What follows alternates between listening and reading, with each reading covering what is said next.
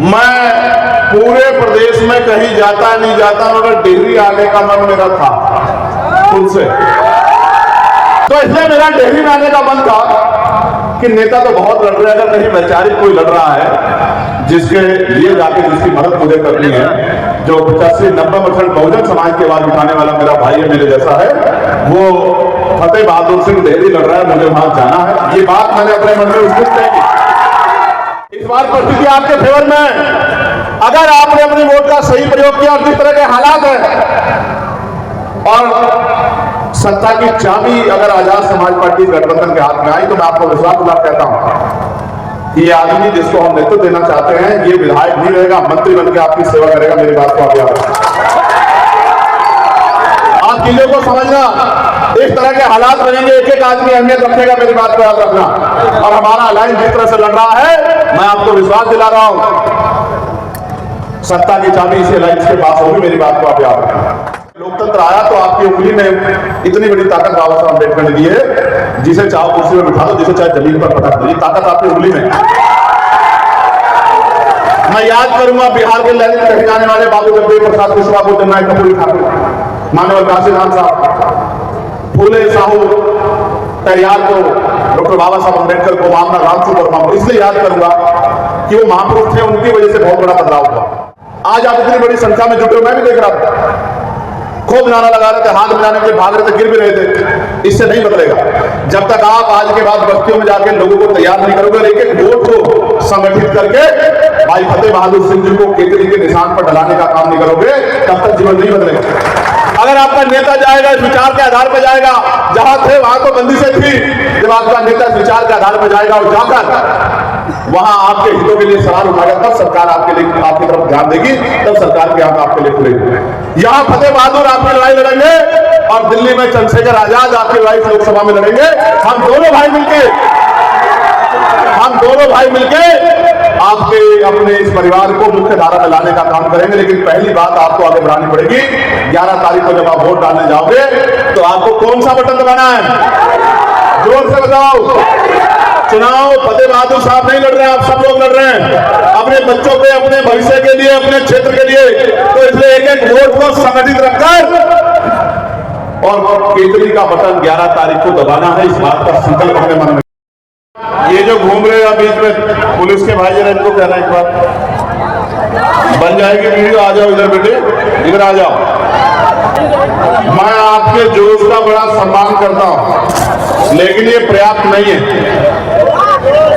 ज्यादा काम करना पड़ेगा, तभी बात आगे बढ़ेगी। इससे पहले आप लोग ध्यान से सुनो। अगर आप इसी तरह से हाय हुल्ला करते रहोगे तो हाय हुल्ला ही आपके हिस्से में आएगा। प्यारे डेहरी विधानसभा के जिम्मेदार नौजवान साथियों, बड़ी संख्या में यहां उपस्थित माताओं बहनों, आशीर्वाद देने आए बड़े बुजुर्गों, इस मंच पर उपस्थित हमारी पार्टी संगठन के सभी नेतागण, इस विधानसभा के लोकप्रिय प्रत्याशी भाई फतेह बहादुर सिंह जी, प्रदेश के बाहर से यहां आकर पार्टी के लिए दिन रात मेहनत कर रहे पार्टी संगठन के सम्मानित नेतागणों, पुलिस के मेरे भाइयों, पत्रकार बंधुओं, डेहरी का जो चुनाव है, मैं पूरे प्रदेश में कहीं जाता नहीं जाता मगर डेहरी आने का मन मेरा था उनसे। उसके पीछे कारण है। मैं अपनी बात को शुरू करते हुए, क्योंकि ये तथागत बुद्ध के ज्ञान की धरती है जिसको हम लोग बिहार कहते हैं, और मैं जहां से आया हूं वो उत्तर प्रदेश, वो धरती है जहां तथागत बुद्ध ने जन्म लिया और जहां महामानव तथागत बुद्ध का परिनिर्वाण हुआ सिद्धार्थनगर और कुशीनगर की वो धरती वो उत्तर प्रदेश का हिस्सा है। मैं उन तमाम संतों गुरुओं और महान पुरुषों को नमन करता हूं जिन्होंने मानवता के विचार को आगे बढ़ाने के लिए तमाम तरह के प्रयास किए। और क्योंकि चुनावी समागम है, लोकतांत्रिक व्यवस्था के सबसे मजबूत समय जहां जनता की जय जयकार होती है, ये वो समय है जहां हर व्यक्ति किसी पार्टी का हो, किसी ओहदे का हो, वो जनता के एक व्यक्ति का सम्मान करता है। लोकतंत्र में वो समय ज्यादा दिन नहीं रहेगा। जैसे चुनाव खत्म हो जाएगा, लोकतंत्र का दूसरा स्वरूप भी आएगा। कौन सा? कि नेता आगे आगे और जनता पीछे पीछे। अभी जनता आगे आगे है और नेता पीछे पीछे।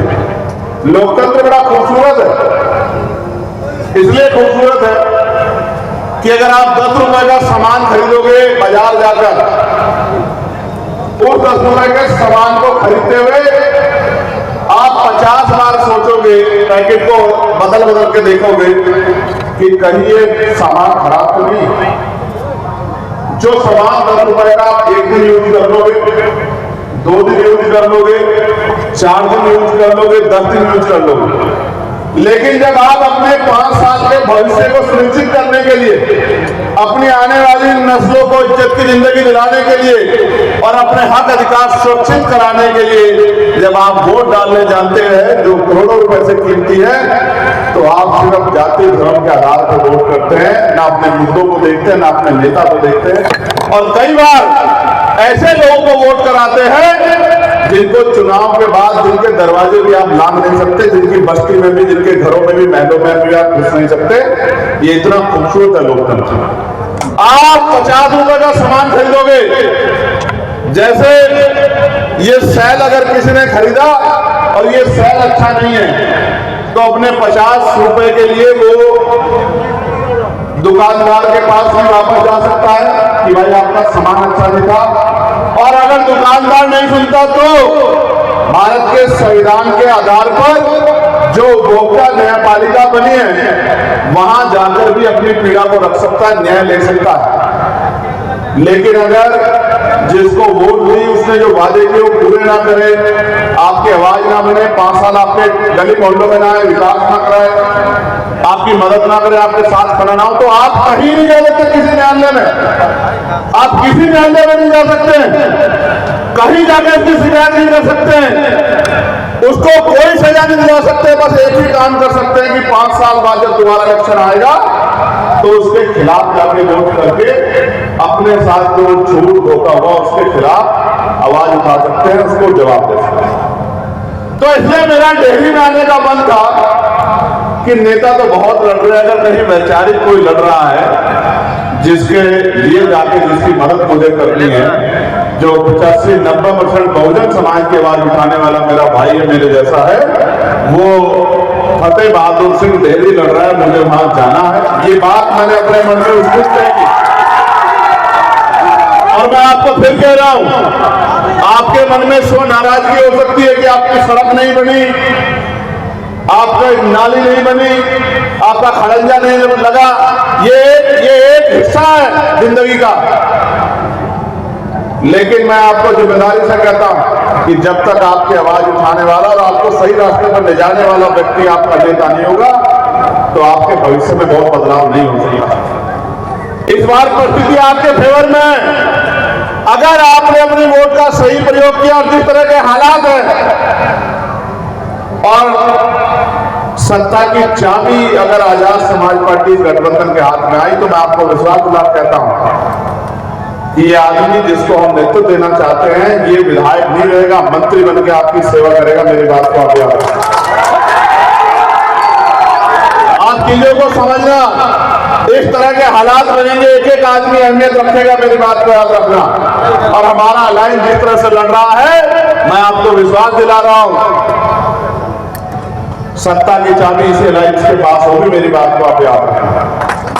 प्यारे साथियों, मेरी बात पे गौर करो, बहुत जिम्मेदारी की बात बता रहा हूं। मैंने बिहार को अपनी आंखों से देखा। ऐसा नहीं मैं बिहार चुनाव में आता, पहले भी जब जब चाहे दरभंगा हो, सासाराम हो, कैमूर हो, बक्सर हो, मोतिहारी हो, कहीं भी, रोहतास हो, जब जब किसी गरीब कमजोर पे अन्याय हुआ है और मेरी जरूरत पड़ी है, मैंने यहीं आके आहुति देके उसकी लड़ाई लड़ने का काम किया। और मेरी गैर मौजूदगी में भाई जौहर आजाद जी, अमरज्योति पासवान जी, अबूजर साहब, दीपक भाई, गोल्डन पासवान, ये चंद्रशेखर बन के यहां लोगों की आवाज उठाने का काम करते हैं, उनको न्याय दिलाने का काम करते हैं। तो साथियों, मैं नेताओं को भी कहूंगा, बहुत दूर तक मेरी आवाज जाएगी, जिसको बिहार देखना हो, बिहार के बारे में जिसको कुछ करना हो, तो कम से कम बिहार के 200 किलोमीटर का सफर ग्रामीण क्षेत्रों का जरूर करें। उसको पता लगेगा कि बिहार असल में बिहार के गांव में बसता है और क्या हालात है शहरों के। मैं दिल्ली से निकल के आया हूं, आप देखो, दिल्ली में भी कुछ बस्तियां ऐसी हैं जैसे दिल्ली का शहर, लेकिन बस्तियों में रहता कौन आपको पता? उसमें बड़े पत्रकार नहीं रहते, उसमें बड़े नेता नहीं रहते, उसमें बड़े उद्योगपति नहीं रहते, उसमें बड़े व्यापारी नहीं रहते, उसमें बड़े अधिकारी नहीं रहते। उन बस्तियों में दलित, पिछड़े, आदिवासी, मुस्लिम समाज के लोग जो यहाँ से जाके अपना पेट पालने के लिए वहां रोजगार करते हैं, वो रहते हैं जानवरों की तरह रहते हैं। जिस तरह आप यहाँ जीवन व्यतीत कर रहे हो, अपने जीवन को बचाने के लिए बहुत सारे लोग देश के कोने कोने से आप इन बस्तियों में रहते हैं। वो भी दिल्ली का एक हिस्सा है जहाँ विकास दूर तक नहीं, जहाँ आज भी पानी नहीं मिलता पीने के लिए, साफ पानी नहीं मिलता, जहाँ टैंकर से पानी आता कई कई दिन रखना पड़ता है। और बिहार को मैंने खुद देखा, मैं भी विद्युत पीछे एक कस्बा पड़ा था जहां मैं था। कौन सा कस्बा था जहां जाम लगा हुआ था? दाऊदनगर। चुनाव चल रहा है, एक एक घंटे तक गाड़ी नहीं निकल पा रही। इस तरह के हालात है, ना कोई पुलिस का कर्मचारी मेरा भाई, ना एडमिनिस्ट्रेशन के लोग, ना कोई पूछने वाला, ना कोई बताने वाला कहाँ सड़कें हैं, कहाँ गड्ढे हैं। 150 किलोमीटर का सफर 4 घंटे में हो रहा है।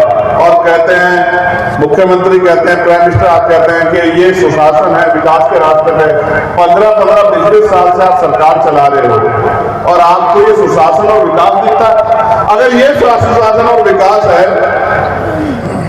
तो मैं समझता हूं कि कई स्टेट तो फिर चांद पर चले गए, मंगल पे चले गए, जब यही सुशासन और विकास।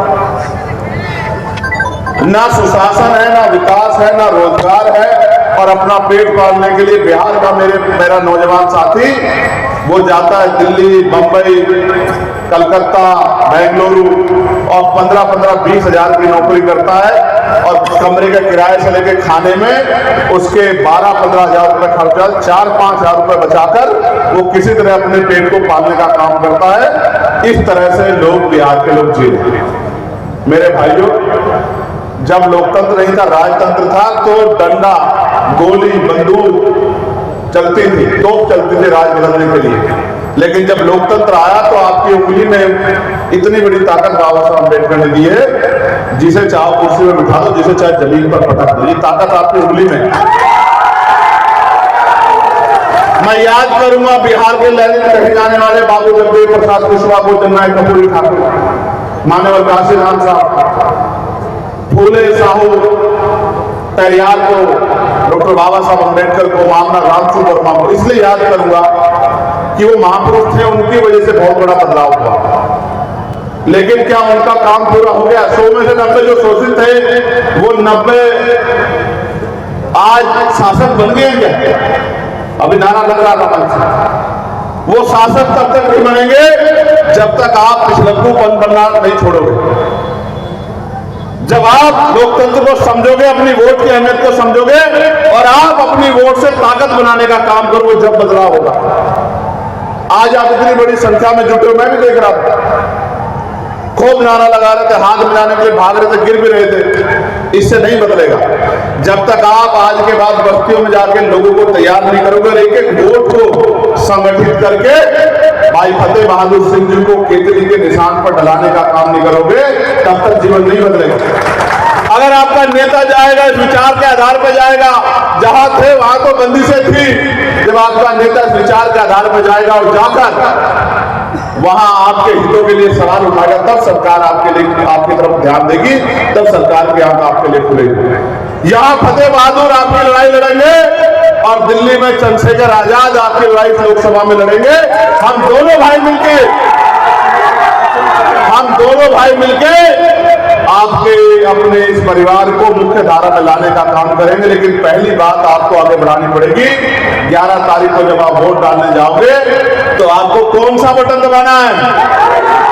जोर से बताओ।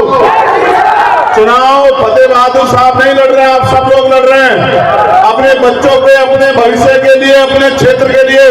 तो इसलिए एक एक वोट को संगठित रखकर और केजरी का बटन 11 तारीख को दबाना है, इस बात का संकल्प हमें मन में करो। करोगे नहीं करोगे बताओ? आप खड़े हो जाओ अपने पैरों पे। बहुत दिन हो गए तुम्हें बैठे हुए, लोगों ने भी आपको उठाया।